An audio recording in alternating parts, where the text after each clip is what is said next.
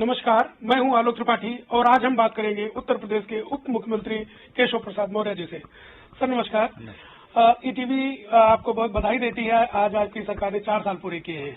नहीं, आप सबका मैं धन्यवाद करता हूं। 4 वर्ष तक हमारे कामों को आप लगातार देखते रहे और कहीं कोई चीज हम लोग नहीं देख पाए वह दिखाने का प्रयास किया, इसके लिए मैं ईटीवी भारत का भी धन्यवाद करता हूं। ये पहले मुख्यमंत्री हैं जिन्होंने भाजपा के जिन्होंने 4 साल पूरे किए हैं, इस पे क्या कहेंगे? इससे पहले आपकी सरकारें किन्हीं कारणों से, कहीं समर्थन मायावती का था, कहीं कोई और कारण थे जिसकी वजह से कार्यकाल नहीं पूरा कर सके? नहीं, निश्चित तौर से माननीय हमारे मुख्यमंत्री योगी आदित्यनाथ जी के नेतृत्व में 4 वर्ष का समय हम 4 वर्ष का पूरा कर चुके हैं और 5वें वर्ष में प्रवेश कर रहे हैं। और अब उत्तर प्रदेश भी, जैसे मध्य प्रदेश है, जैसे गुजरात है, जैसे छत्तीसगढ़ पहले हमारा रहा है, यहाँ पर भी इतिहास लिखा जाएगा कि लगातार 5 साल नहीं, लगातार 25 साल तक भाजपा की सरकार थी, लंबे समय तक भाजपा के मुख्यमंत्री थे। यह आपको सब देखने को आने वाले समय में मिलेगा। मैं मुख्यमंत्री अपने योगी आदित्यनाथ जी, अपने मंत्रिपरिषद के सभी साथियों को, अपने विधायक साथियों को, अपने सभी कार्यकर्ताओं को 4 वर्ष आज सरकार के पूरे हुए हैं, इस अवसर पर बहुत हृदय से मैं बधाई देता हूं, शुभकामना देता हूं और पूरा विश्वास है कि 2021 में हम 4 वर्ष का कार्यकाल पूरा करने का उत्सव मना रहे हैं और 2022 में हम दूसरी पारी की शुरुआत करेंगे। अब ये चुनावी वर्ष शुरू हो गया है, अभी पंचायत चुनाव अगले महीने हैं, उसके बाद फिर विधानसभा चुनाव की तैयारी एक तरह शुरू हो जाएगी। आपको लगता है पंचायत चुनाव का जो भी परिणाम रहेगा उसका कुछ असर आपके आगे के चुनाव पे? देखिए, हर चुनाव एक दूसरे से जुड़ा रहता है, लेकिन पंचायत चुनाव चूंकि दल के आधार पर नीचे तक चुनाव नहीं लड़ा जाता है, दल के आधार पर हमारे यहाँ केवल जिला पंचायत का चुनाव लड़ा जा रहा है और भविष्य में क्षेत्र पंचायत के चुनाव हम दल के आधार पर नहीं लड़ रहे हैं, लेकिन क्षेत्र पंचायत के जो अध्यक्ष यानी ब्लॉक प्रमुख का चुनाव दल के आधार पर लड़ा जाएगा, ऐसा पार्टी ने तय किया है। तो ब्लॉक प्रमुख का चुनाव और जिला पंचायत सदस्य और फिर उसके बाद अध्यक्ष का चुनाव ये पार्टी लड़ रही है। उसके नीचे क्षेत्र पंचायत के सदस्य, फिर ग्राम सभा के जो प्रधान होते हैं, फिर उसके बाद ग्राम सभा के सदस्य होते हैं। उस चुनाव में लगभग कोई दलीय आधार पर नहीं लड़ता है, इसलिए ये कहना कि पंचायत चुनाव का प्रभाव विधानसभा में या विधानसभा का की दृष्टि से कोई उसका असर रहेगा, मैं नहीं मानता हूं। असर रहेगा तो भी हमें विश्वास है कि हम पंचायत चुनाव में भी शानदार प्रदर्शन करेंगे। ये ऐसा होगा कि बहुत अच्छे परिणाम रहे तो आप मानेंगे असर रहेगा, और अगर ऐसा नहीं रहा तो नहीं मानेंगे? देश भर में जहां भी पंचायत चुनाव हो रहे हैं, भारतीय जनता पार्टी की एक तरफा ऐतिहासिक विजय प्राप्त हो रही है, तो उत्तर प्रदेश में भी हम एक तरफा और ऐतिहासिक विजय की उम्मीद रखते हैं, क्योंकि हमने सेवा की, हमने काम किया है, लोगों का आशीर्वाद भारतीय जनता पार्टी को प्राप्त हो रहा है लगातार, इसलिए सफलता ऐतिहासिक मिलेगी। चुनावी वर्ष में ऐसी कौन सी उपलब्धियां आपकी सरकार की हैं जिनको लेके आप मैदान में जाएंगे? देखिए, उपलब्धियों का तो अंबार लगा है, मतलब पहाड़ खड़ा है।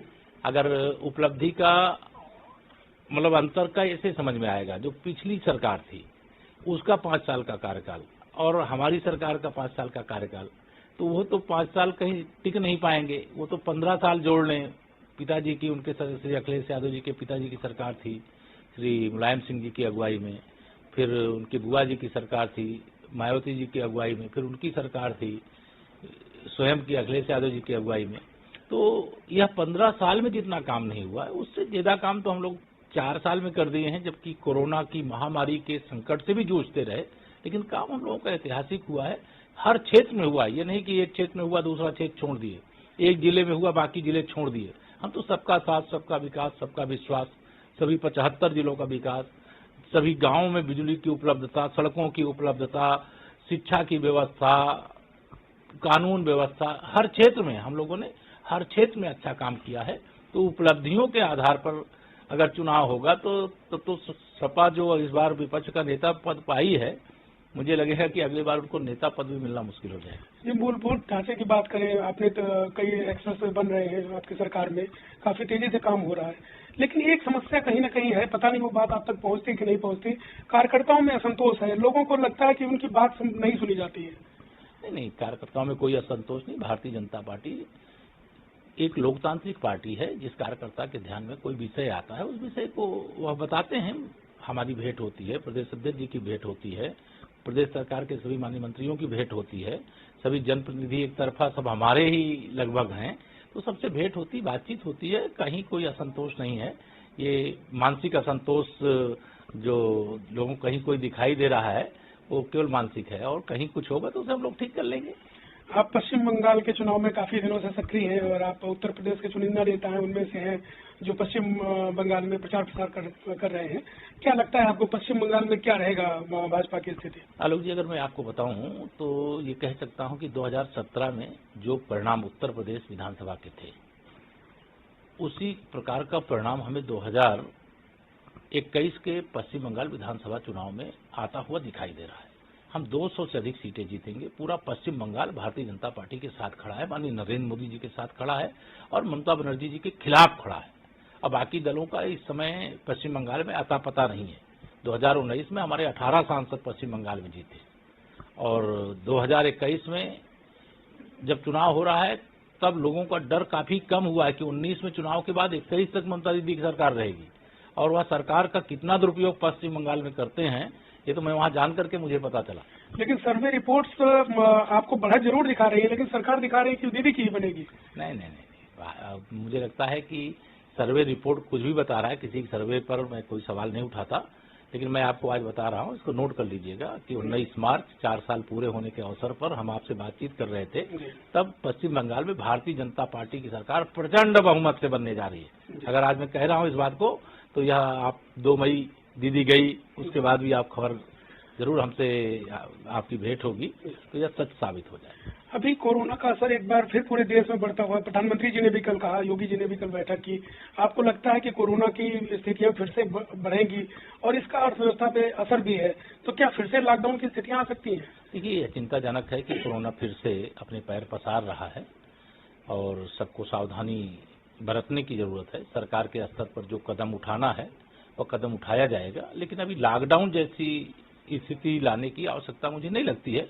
केवल सावधानी, 2 गज की दूरी, मास्क जरूरी, इस बात को ध्यान में अगर रखेंगे तो कोरोना की महामारी के खिलाफ अब स्वदेशी वैक्सीन, मैं भी अभी वैक्सीन लगवाने के लिए जा रहा हूं 5 मिनट में, और वैक्सीन भी उपलब्ध हो रही लोगों को, और थोड़ा सावधानी रखेंगे तो अब कोरोना को बढ़ने से रोका जा सकता है, लेकिन सबको सावधानी बरतने की आवश्यकता है। ये मैं आपके माध्यम से भी अपने सभी प्रदेशवासियों से, देशवासियों से अपील भी करता हूँ।